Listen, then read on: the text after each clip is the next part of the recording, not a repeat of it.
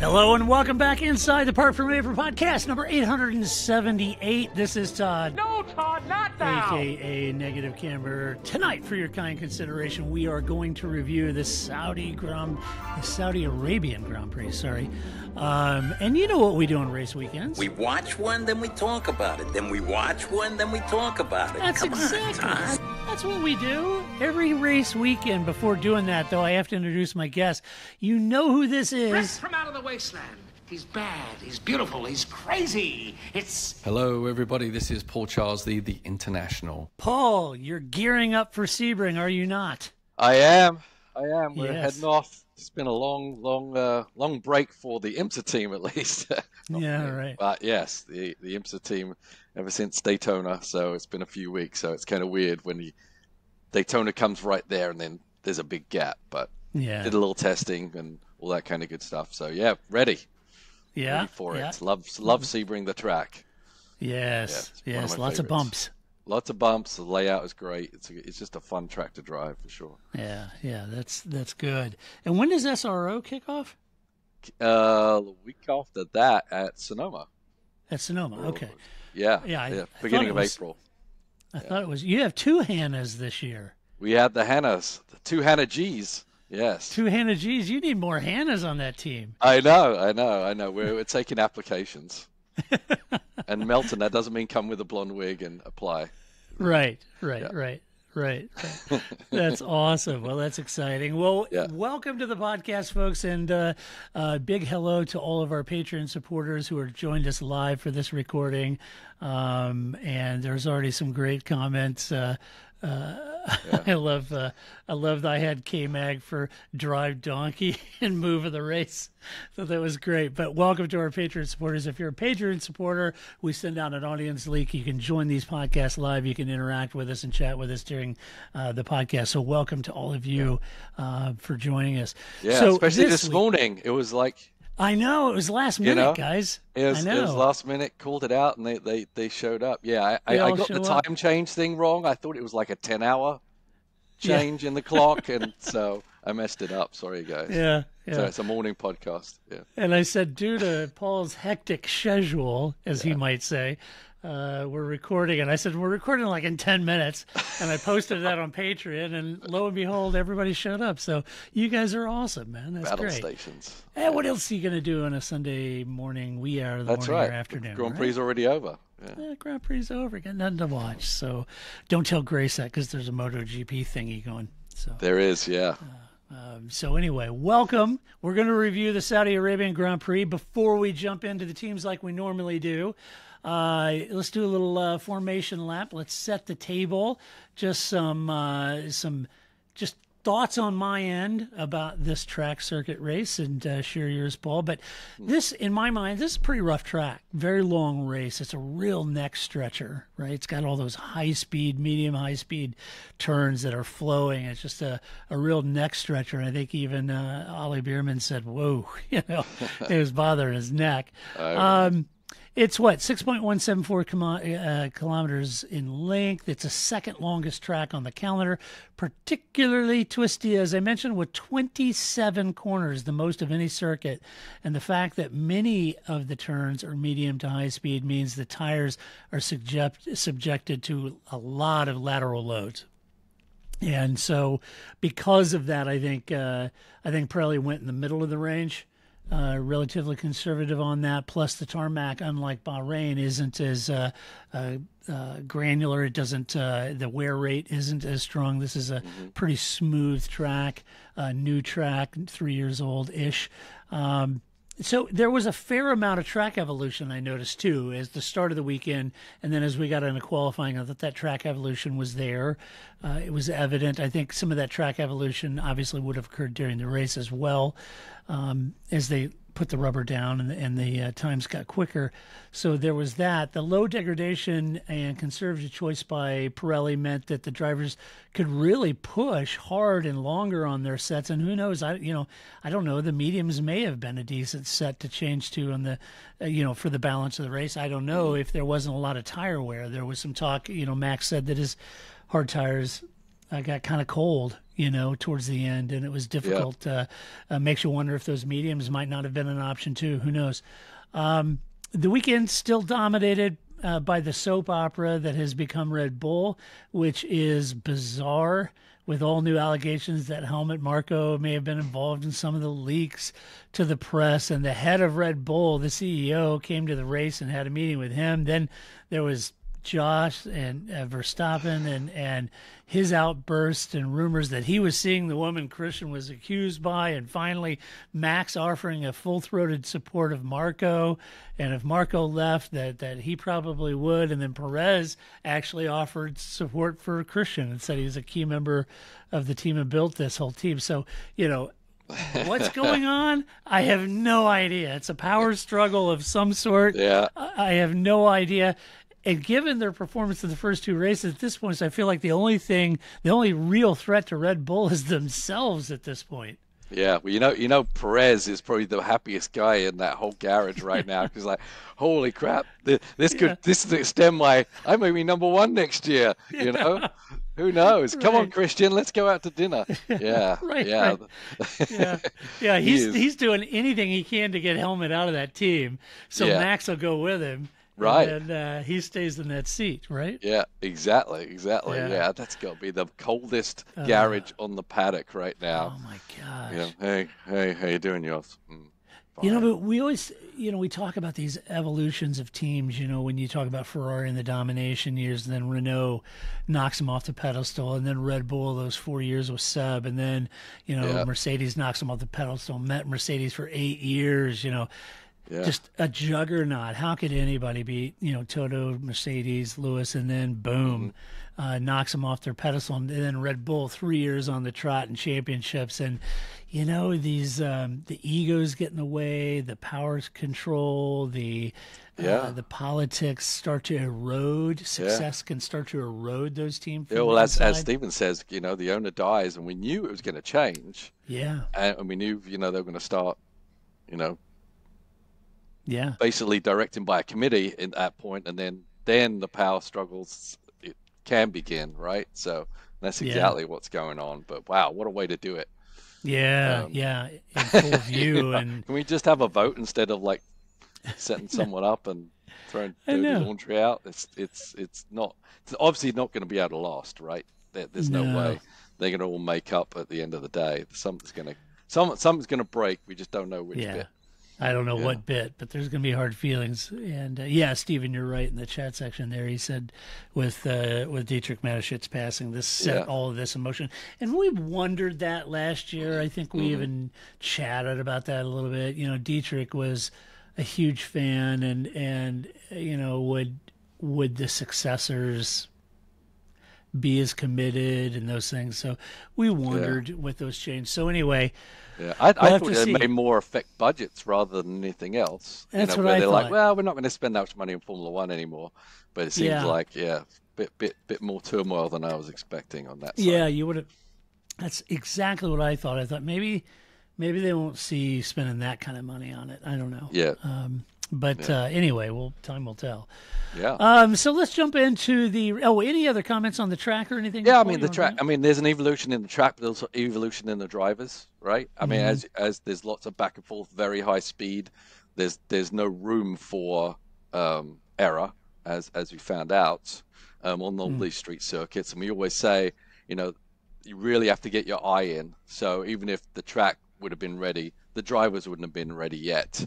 It's probably harder than Monaco, because the one little mistake you make is a massive crash, basically, right? As we saw with Lance in the race, it's like you clip something just half an inch, and you're heading off on a high rate of speed. So, they definitely want to work their way up to it, get their eye in as well, but and get the balance right. And then you really, because of the high speed corners, you really have to fine tune the setup, maybe even more.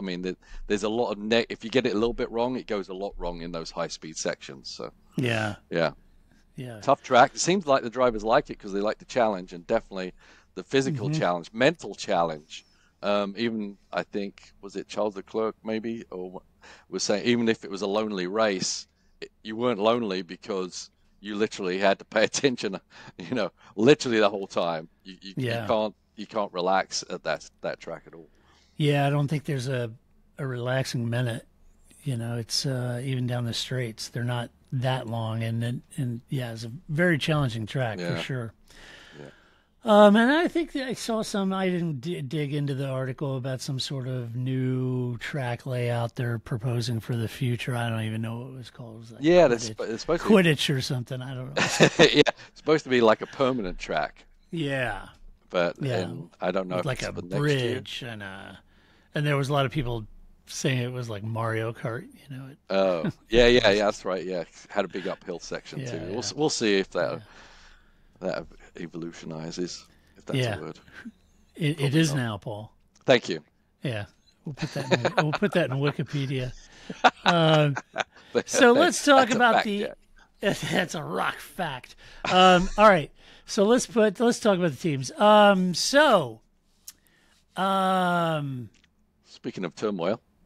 Speaking of turmoil and politique, Red Bull, Sergio Perez in P2, Max Verstappen P1. Max secured his 100th podium and win from pole, but he briefly lost that lead to Lando during the stop, during the safety car period. Back on track, he made quick work of Lando, led to the finish, saying that the early stop made his hard compounds a little tricky to deal with. He said the tires got cold towards the end, and that made things pretty difficult. But anyway, he said it was brilliant. Bounced, the car's great. Everything felt great. He felt great. Everything is awesome. Very enjoyable race. Dominated that race and took another win. I must say, as much as you look at the rest of the field, some of the field brought brand new cars like Mercedes and those kind of things. Some of them brought serious evolutions in last year's car.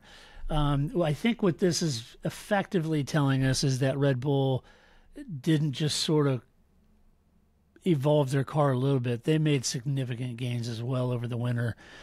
Despite the lack of wind tunnel time they had because of their penalty, they made the most of it, and this car is looking every bit as solid and bulletproof and dominant as last year's was. So that doesn't bode well. But on that, irrespective of the car, Max just seems to be driving in a different zip code, Paul.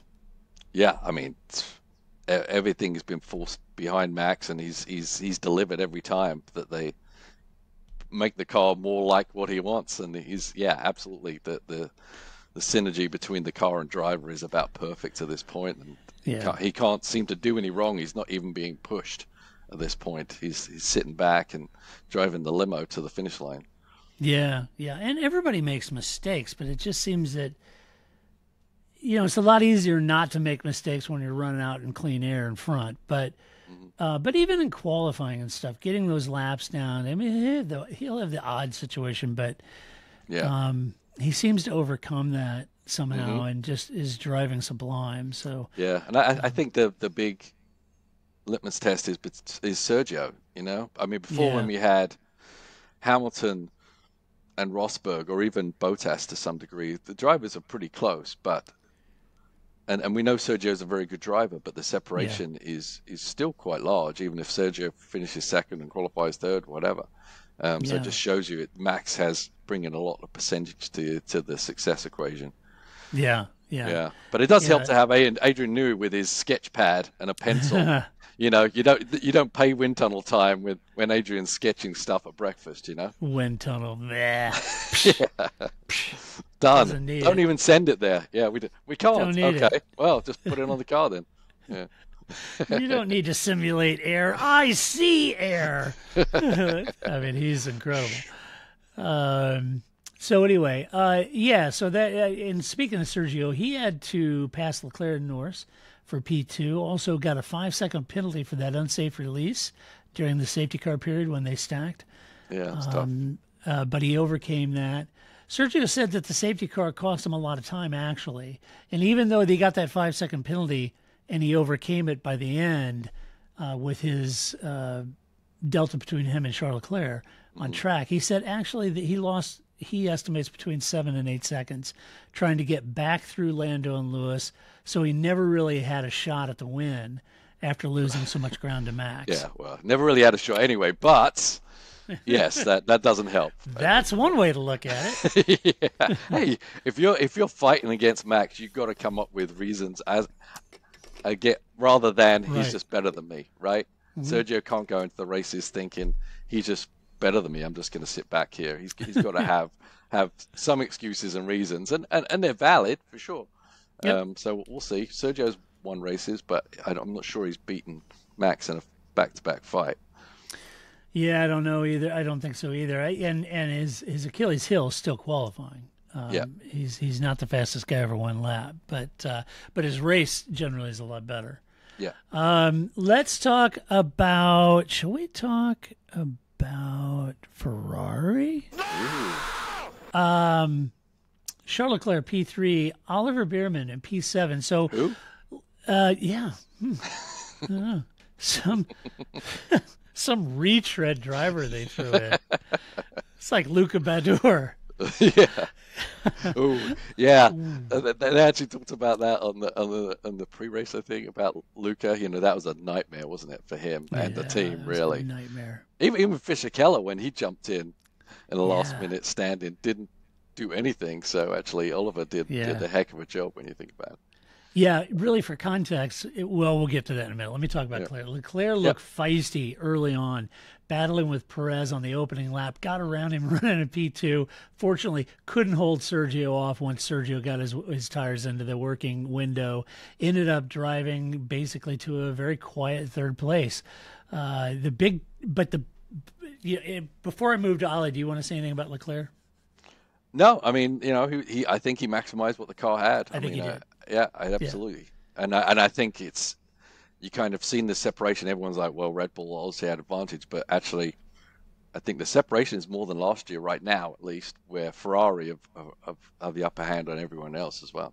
Yeah, I think so too. I think Ferrari right now are clearly in that second, best of the rest position, and Charles set fast lap on the last lap. Yeah, well, that was surprising. Yeah, that was. I had Max down for the fast lap, but he set fast laps. So kudos to them. They do have pace, and the question is, can they develop into something very competitive? And that's time will tell. On the other side, Carlos Sainz feeling horrible, looked horrible on Thursday, and then went to the hospital that evening. Diagnosed with appendicitis, needed an emergency appendectomy, so he had surgery. I believe it was on Friday. So they call up Oliver Bearmann, Ferrari F2 driver, part of the Ferrari Junior program, who was on pole for the F2 race. They call him up, put him in the seat. That was the big talking point over the whole weekend. And he not only qualified well, but he finished well. He finished P7 in the points. It was a great experience for him.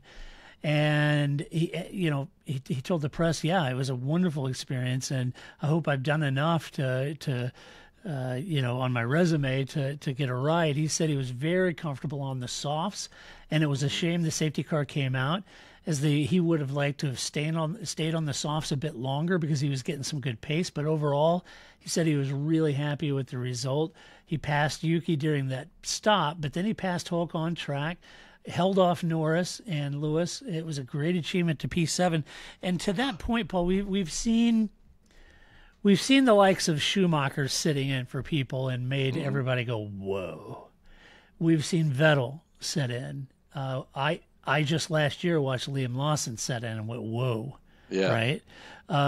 And we've seen drivers that have sat in and said, holy moly, that's impressive, right? Mm-hmm. I would say more than not, we've seen reserve drivers come in and really struggle. I think that's more to the point. But in my mind, I think Ali acquitted himself very well. At one point, you had 4 British drivers running nose to tail, and Ali was in amongst them. Mm-hmm. When you go back and I looked at some of his onboards.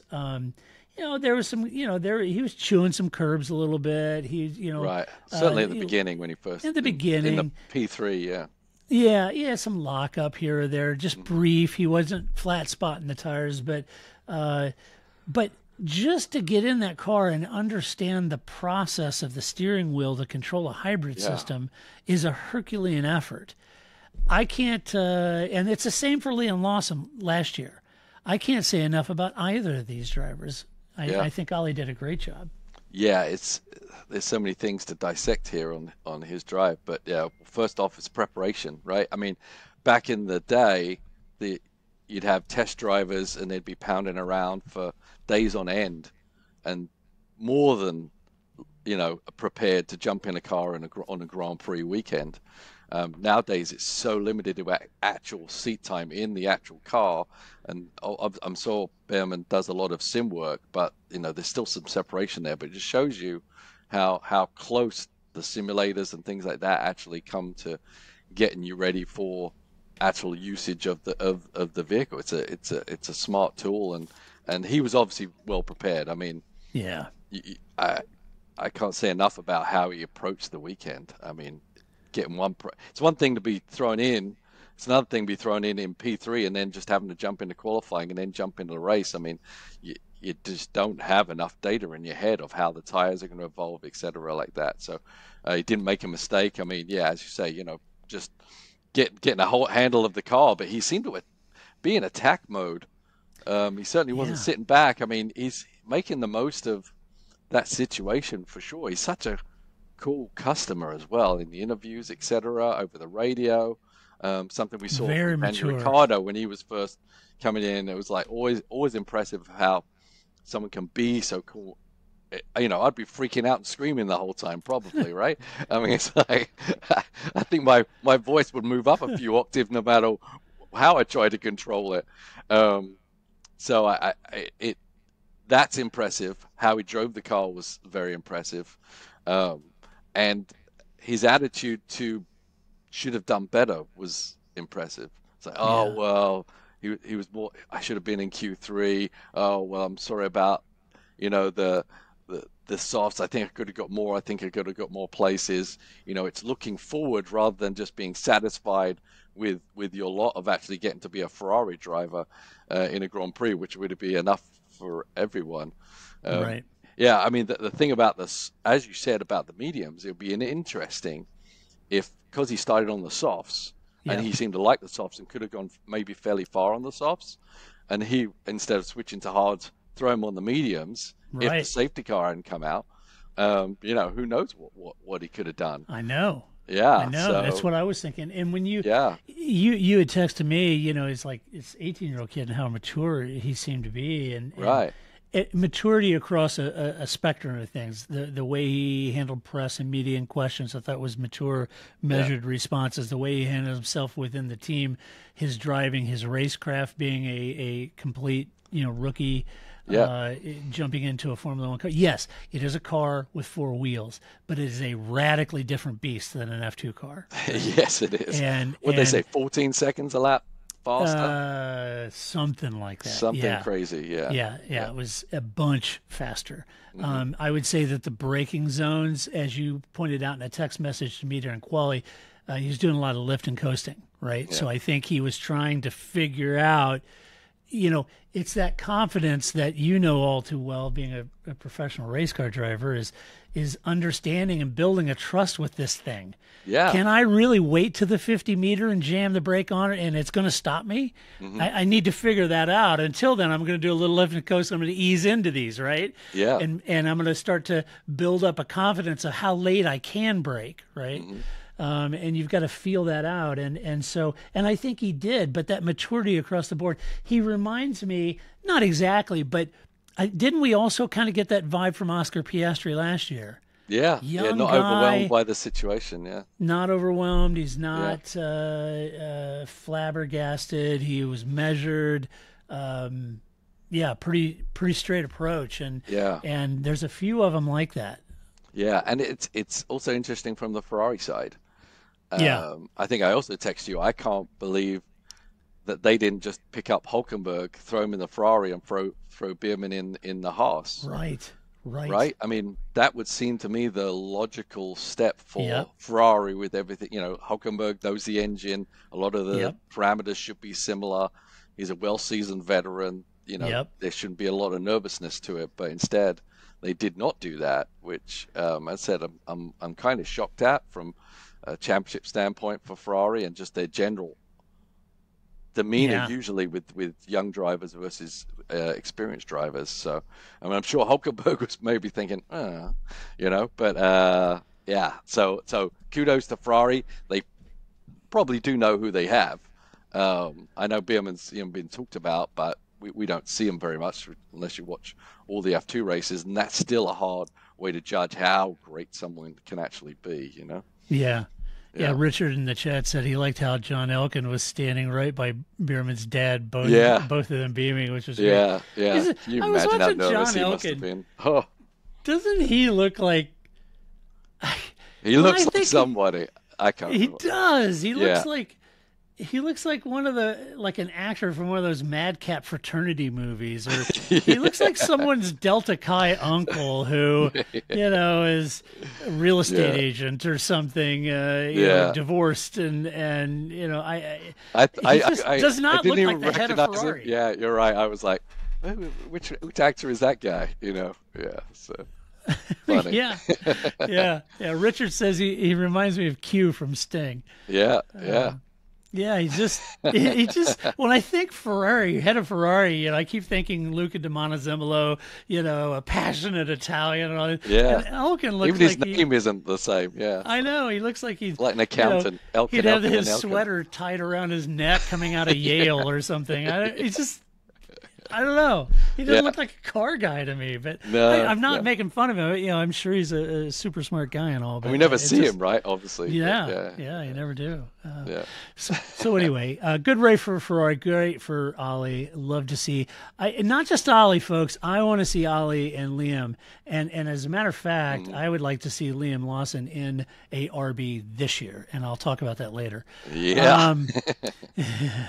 So let's talk about McLaren. You had Lando Norris P6, Oscar Piastri P4. Sorry, Oscar had a good start, passed Alonso, boxed first during the safety car while Lando stayed out, and this meant that he was in the hunt for the top 5 for the rest of the race. Unfortunately, he got stuck behind Lewis due to his lack of straight line speed versus medium and high speed corners, and this let him down in P4, or left him down in P4, which he says honestly is about the max of what he thinks he could have got out of that.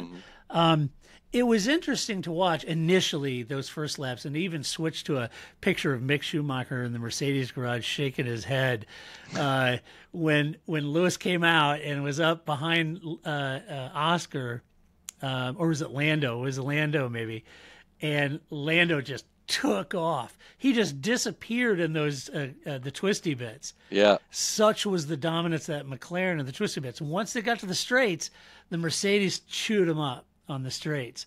But when they got to that twisty bit, Lando just took off. So I think that's an area that Zach said before the race, they need to look at their straight line speed because they know they're hobbled there. Right. And it was painfully obvious because Mick Schumacher was like, holy cow. It's a bit of a compromise, I think, because the Mercedes was struggling in high-speed cornering and but had high top-end speed on the straightaway. I think both those cars are kind of on opposite spectrums of the setup window, It was interesting to see how that played out, too. Yeah.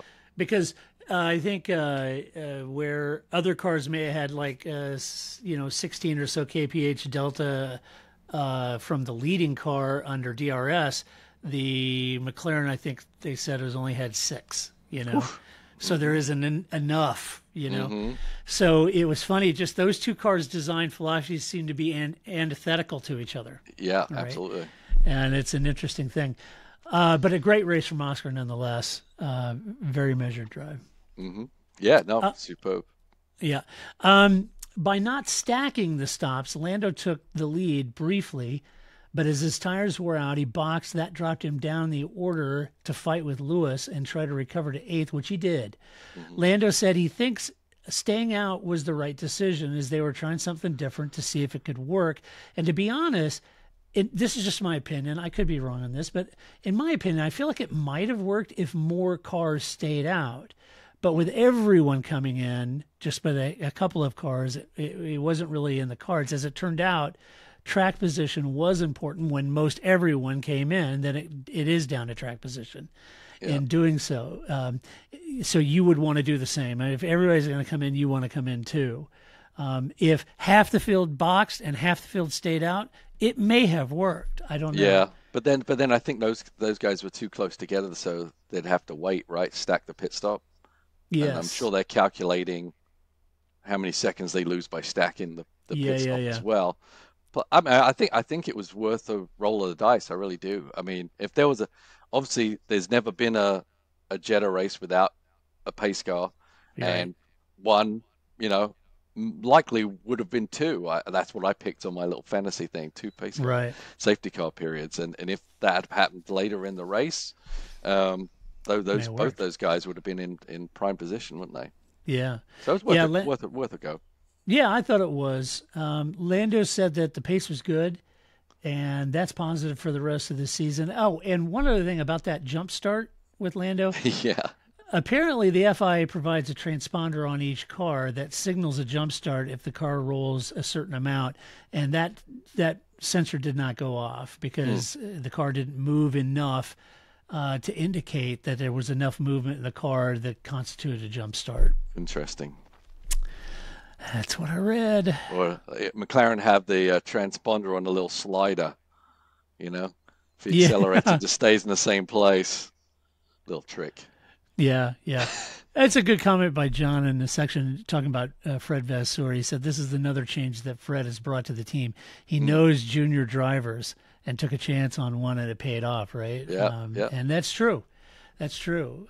If you think about Charles Leclerc and the young drivers and Lewis Hamilton, he worked with Lewis Hamilton as a young driver. So, yeah, Fred does know the junior program pretty well, probably more so than what Mattia Binotto or anyone probably knew. So yeah, absolutely. Yeah, down in the trenches. Yeah, for sure. And does that leave us? This is McLaren, Aston Martin. Lance Stroll to DNF, Fernando Alonso P5. Lance hit the wall, then crashed into the barrier, bringing out the safety car. I remember when they radioed him, he said, yeah, I hit the wall. And they go, okay, well, can you bring it back? And he goes, F no, man, I'm in the wall. Lance, just Lance, real quick, just in case you didn't know, you've disappointed Dad. Maybe they meant, can you go get a truck and put the hook on it and drive it back to the truck because that's your new job? Yeah. No, we're asking you to actually push the car back. Yeah, you got a lot of lessons like rubbing the dog's nose in it. What did you do? Yeah. Why, I ought to tell you. So that was his race. This left a lot of work for Fernando, who was beaten off the line by Oscar. But even though he was asking for alternate strategies, he did manage to keep Russell at bay and hang on to P5. It was a good run. It was a quiet run. Very much like Charles Leclerc, running to P3 quietly. You didn't really see anything. You didn't see much of Alonso doing that. He was trying to, could we go to a plan B? Could we box earlier? Could we try something different? But in the end, he had plenty to hold off the Mercedes of George Russell, who I think in his own right was putting in a decent race. Fernando said that finishing above a McLaren, above a Ferrari, and above both Mercedes is actually a really good result for them. Yeah. No, I think he surprised himself. That's why I was searching for that alternate strategy. I felt like he thought he was a sitting duck, but the car actually had a decent enough pace, and Mercedes didn't have decent enough pace to make inroads on him. So I think he did a great job, as he always does, maximizing what that car had, and probably panicked a little bit. I don't know what alternate strategy could actually play at that point. I guess you could do 2 pit stops and all that kind of stuff. But in the end, the decision was probably correct. Or maybe a different tire, go longer, switch to soft or something. I don't know. Yeah. But all right, let's talk about Mercedes. Lewis Hamilton, P9, George Russell, P6. It's a very lonely and quiet race, as I mentioned, for George, who managed to put a nice run into P6. Didn't really hear much from George. No. I think he did say that he felt like maybe they went backwards in pace a little bit here. They, compared to Bahrain, I felt like whatever the setup was, they kind of went backwards. I'm wondering if that's track specific. I don't know. The team will, but in my mind, it could be. He said that he spent 40 laps within a second and a half of Fernando and just couldn't get past. He said the car was slippery in the high speed, but he couldn't get close enough for the pass. And that was kind of what troubled him. So it was quick and high speed, which Lewis's car showed. So down the long straights, very fast. Not as fast in the twisty bits. Mm-hmm. And he spent most of that time, about a second and a half, out of DRS range for Alonso and just couldn't get around him. Yeah, I think McLaren and Mercedes haven't settled on their car yet. Yeah. You know, I obviously Red Bull comes out with their car and Ferrari have hit the ground running too. But both these teams seem like they may have better potential, but they haven't quite figured how to best extract it from the car and, you know, working on upgrades and things like that. I think they'll come a little closer right now, but right now it's kind of like the early stages, I think. Right. I agree. Like Lando, they left Lewis out during the safety car, and like Lando, a late stop dropped him back in the order, and he battled with Oscar also, and it was really fun to watch. It's interesting because Lewis said, I was trying to figure this out, and maybe you can help me, because Lewis had said to the press that they were good in medium and low speed, but lacked high speed, even saying on the radio at some point that they're killing us down the straights. But as Mark Hughes pointed out, they were slowest car. They were the slowest car of all through the fast kinks, turns 6 through 10. It was going through there at about 4 miles an hour slower than the Alpines and about 7 miles an hour slower than the Red Bulls and Ferraris. Yeah. So not sure where Lewis's maybe reality, some confusion over what he's talking about on the radio or things like that. It seemed pretty apparent that, you know, the rear was a bit loose in the fast sections. Obviously not in the fast straights. So yeah, I think maybe just a little difference in how he's saying what his problem is really. But I think if you look at George, that's kind of how that car was set up. Yeah, I agree. Yeah, did you see a lot of seesawing this weekend of the wheel from a lot of teams? No, you can't really get a lot. If you do it, that's a big moment, right? I mean, it's really that's why the drivers they build up a lot of sensitivities as they get their eye in, and they can feel things before the big things happen, and try to pull that back a little bit, and that's why you see the pace difference. But yeah, not a lot of.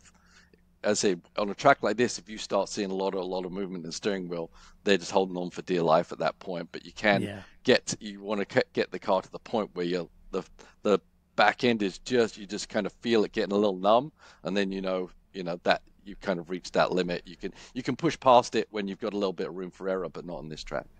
Right. Haas, interesting story here. You got Nico Hülkenberg in P10, Kevin Magnussen P12, like Lando and Lewis.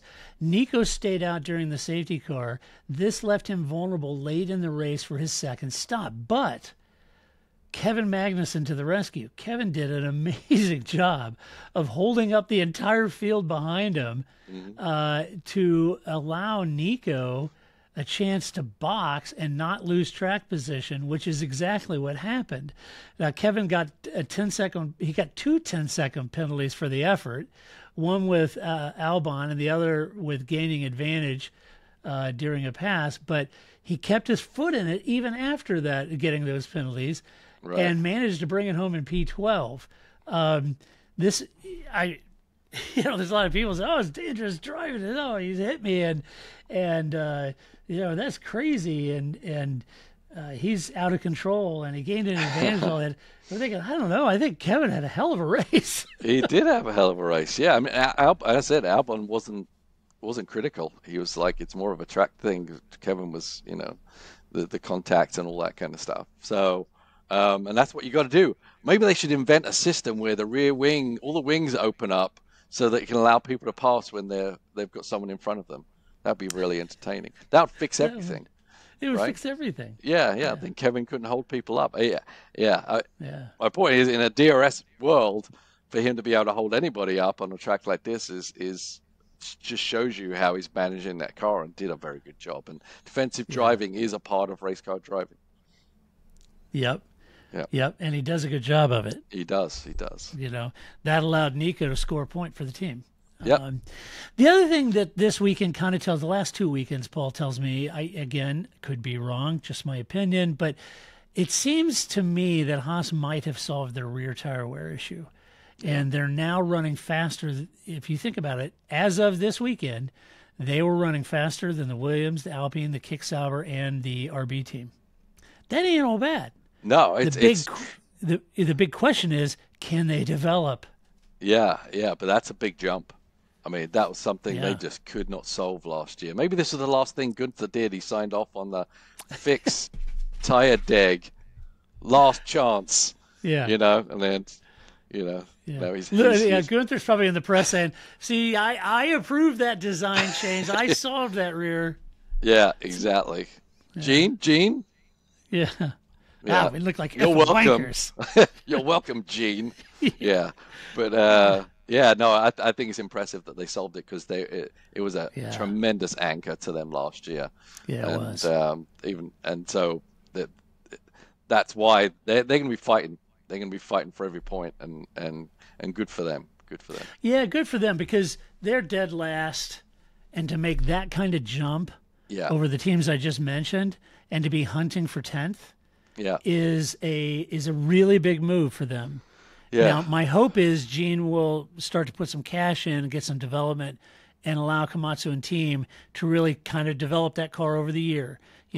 Get that car faster, tweak it, get it on par, not expecting to win races, but getting that car hunting for points every race is a huge, huge difference from a year ago. Well, maybe having an engineer at the helm can describe to Gene better why things have to happen, because even listening to Gunther, he's like, I don't understand. I let the engineers do that job. I just tell them fix it, right? Maybe that's not enough for Gene. Maybe he needs some clarification, some better reasoning behind it, and just speculating, of course. But I don't know how the guy's mind works. But obviously, that was one of Gunther's frustrations, was proper funding at the right time, as I heard this week, and one of the reasons why him and Gene didn't get along there at the end. So we'll see. But great to see that Haas have had one lap pace. We know the cars had pace; it just didn't have longevity. If they fix that, then should be all positive. Yeah. For Williams, down at Williams, you got Williams, Alex Albon P11, Logan Sargent P14. Okay, this it's not in the points, but on balance, I would say it wasn't a disaster weekend for Williams either. I think Alex was punted by Kevin there, which impacted his race, had a damaged wing, but he recovered to P11 to pass Haas in order to take P11. Alex said it's frustrating to be fighting inside the points for most of the day, only to finish outside of the points. And despite having wing damage, Alex put on a great passing show with some really nice passes to get back up to P11. So not where they want to be. James Vowles said that. This was a difficult race for them. But I think Alex, as he's want to do, I think he's overperforming in that car, and I think he dragged the best he could out of it to a P11, which I think is a good run for them. Good on Alex. Yeah, he was saying that the Haas was fastest on the straight, and he said it's really weird because that's always been our thing, right? And so you can see an evolution maybe in the Williams car where they're not just counting on a one-trick pony, perhaps. That's what James said in an interview I saw the last few days. He was saying this, we would normally, focus on 4 tracks, and those are the ones that we designed that car around. To your point, Paul, you've made several times about how you're compromising, and we're going to go high speed. So Monza, maybe Spa, maybe some of those we're going to do well at, right? Yeah. And James said this car was designed to be a better all-rounder. Not just targeting those 4 or 5 tracks in the circuit, but really trying to be a better all-rounder, which means it did sacrifice some of that straight line speed in the hopes that they'd get that slow and twisty bit even better. So we'll see. Right, all right. Yeah, hopefully it pays off. That's the only way to move forward, really, in the end, right? Yeah, eventually you got to be that way. You got to try and build a complete car. Yeah. That's what Red Bull has. That's what Ferrari has.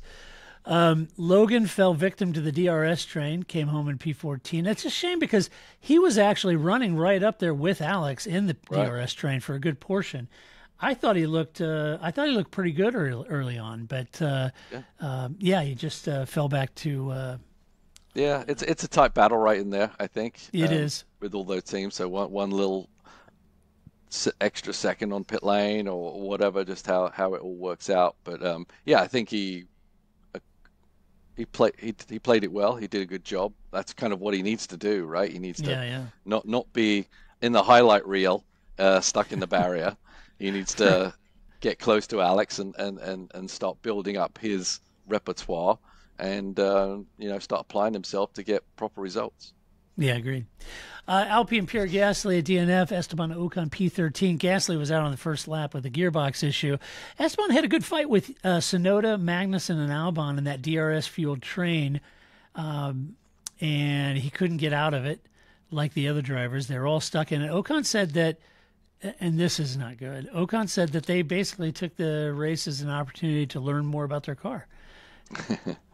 Yeah, test. That ought to tell you where they are. Testing. Unfortunately, they didn't because Gasly didn't even get a lap. But yeah. We actually they actually did make some inroads because they looked pretty ridiculous at the first race. So at least they had not lost. At least they're not team lost. So that's progress, I would say. It's going to be a tough climb. Right. RB Daniel Ricciardo P16, Yuki Tsunoda P15. If you consider the RB being a very similar car to last year's Red Bull, then one might think that they would do well this year. But it just seems like in race trim and those long runs, they just lose their pace. Unlike last year's Red Bull, which didn't. They just go off the boil. And I'm not quite sure why that's happening to that car. Yuki started in the top 10, lost spots to Lance and Oliver early on. And like the others, he was stuck in the Magnussen DRS train for much of the race. He was frustrated, to be sure, and he also got a penalty for unsafe release. So that was Yuki's. But I didn't hear a bunch of F-bombs over the radio, so that was good. Yeah, that's good. Progress, Yuki. Progress. Yeah. Dan lost 2 places off the line, couldn't find the pace to engage the DRS train, which is interesting, and even spun late in the race as a sort of a lazy spin.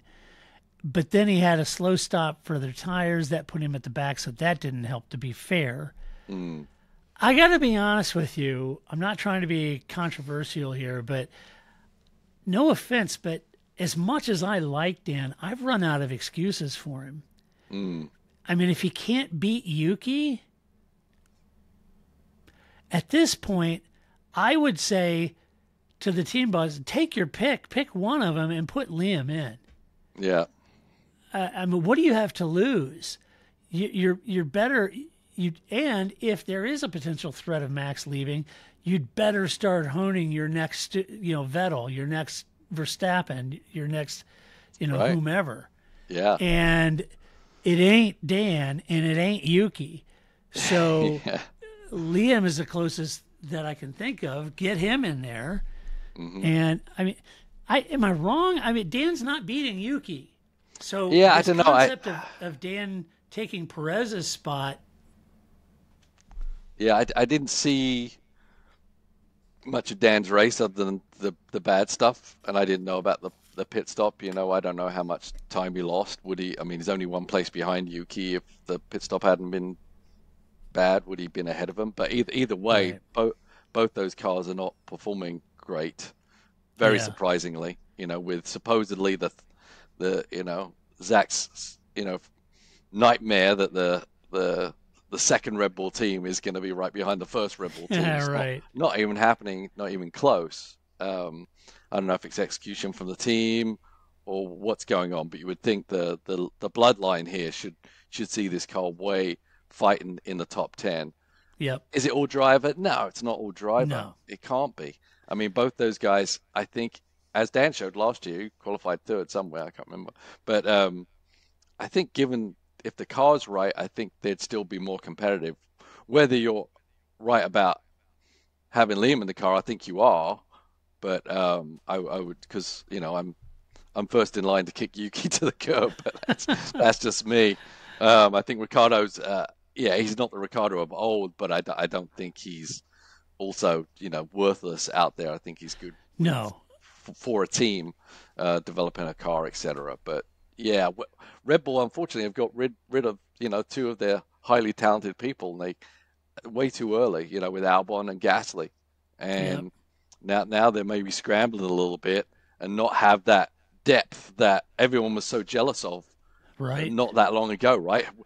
We've got so many brilliant drivers in our pool. Everyone's jealous of all them, trying to steal them, but they kicked a few of them out too early, and so they may be regretting that, I think, at this point. Yeah. No, I think you're right. It was Albon and Gasly. If they were, and certainly in the case of Albon, I think they missed that one big time. Let's see. As Steven said in the chat, you could run Liam in one car and swap Dan and Yuki depending on the race. Yeah, there you go. There you go. Yeah. Anyway, I don't know. I love Dan. It's awesome. I feel like, he's a race winner, for crying out loud. It's just that if you're not going to be beating Yuki in qualifying and races, I don't think that bodes well. He definitely hasn't put his stamp on the team as. No, let's hope he turns it around. One. Yeah, hope he does. Finally, Kick Sauber Steak F1, whatever they're calling it. The press is calling them Kick Sauber, but the team says we're Steak F1.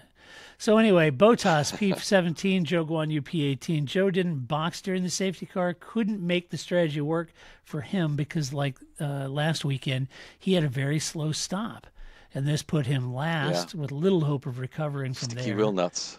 Mm-hmm. Yeah.